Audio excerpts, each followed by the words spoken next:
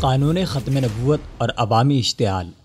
Election ترمیمی بل 2017 میں قانون ختم نبوت کو چھیڑنے کی کوشش نے ملک میں ایک بھونچال پیدا کر دیا ہے۔ سابق وزیر اعظم محمد نواز شریف کو پارٹی صدر بنانے کی قانونی ترمیم کے دوران خاموشی سے ختم نبوت کے حساس ترین مسئلے میں چھیڑ چھاڑ کر کے حلف نامہ کو اقرار نامہ میں تبدیل کیا گیا، جبکہ قادیانیوں کے ووٹ کے حوالے سے خصوصی قانون آرٹیکل 7B اور 7C کا اخراج کیا گیا۔ اس ترمیم و تخریج نے پارلیمنٹ سے لے کر چوک چوراہوں تک ہر کلمہ گو مسلمان کو بے چین کر دیا۔ حکومت میں بیٹھے بیرونی سازشوں کے اعلی کاروں کے ذریعے اس ترمیم نے 20 کروڑ عوام کے جذبات کو مجروح کیا اور لوگ سڑکوں پر نکل آئے۔ عوامی پریشر اور پارلیمنٹ میں ابتدائی طور پر چند ارکان پارلیمنٹ اور سینٹ کے توجہ دلانے پر حکومت نے حلف نامہ تو بحال کر دیا، مگر آرٹیکل 7B اور 7C کو خاموشی کی نظر کر دیا۔ سینٹ میں حافظ حمداللہ اور قومی اسمبلی میں شیخ رشید اور صاحبزادہ طارق اللہ نے سب سے پہلے اس معاملے کو اٹھایا۔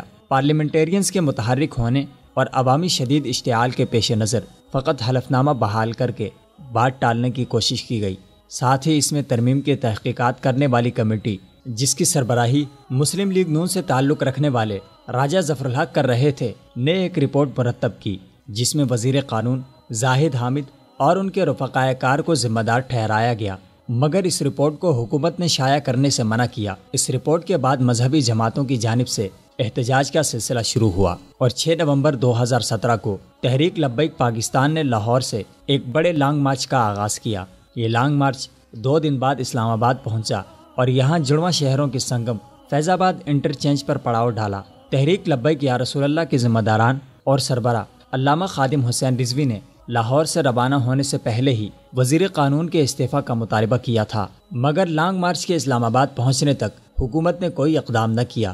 میڈیا کی جانب سے 2 ہفتے تک اس دھرنے کو مکمل نظر انداز کیا گیا۔ اب یہ دھرنا اپنے 3 ہفتے مکمل کرنے کو ہے اور اب میڈیا اور حکومت اسے سنجیدہ لے رہے ہیں۔ لانگ مارچ اور دھرنے میں لوگوں کی ایک بڑی تعداد شامل ہے، جس میں مختلف مکاتب فکر اور شعبہ ہائے زندگی سے تعلق رکھنے والے لوگ موجود ہیں۔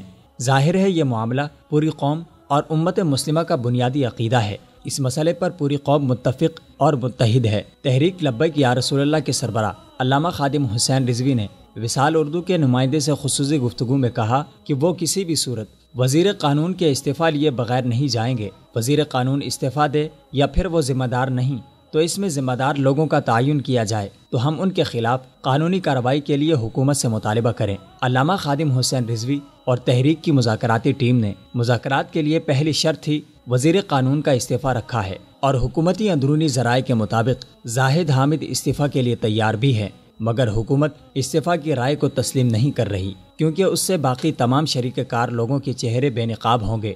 دوسری جانب وزیر داخلہ احسن اقبال اسلام آباد ہائی کورٹ کے حکم کی آڑ میں دھرنے پر آپریشن کی آپشن کا اعلان کر چکے ہیں۔ وزیر داخلہ کی جانب سے آپریشن کی باتوں نے مظاہرین میں مزید اشتعال پیدا کر دیا ہے۔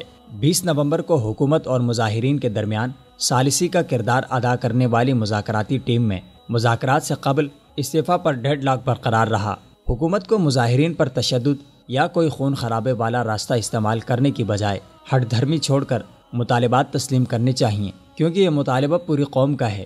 اب تو تمام مسالک اور کئی سیاسی جماعتوں نے دھرنے کی حمایت کا اعلان کیا ہے، جس میں تحریک انصاف اور جماعت اسلامی بھی شامل ہیں۔ حکومت کو ایسے حساس معاملے کو بلا وجہ چھیڑ کر کروڑوں مسلمانوں کے جذبہ ایمانی کو ٹھیس پہنچانے کی مذموم کوشش کرنے والوں کو خود ہی بے نقاب کر کے معاملہ خوش اسلوبی کے ساتھ نمٹانا چاہیے۔ وصال اردو، اندھیری رات میں ایک روشن چراغ۔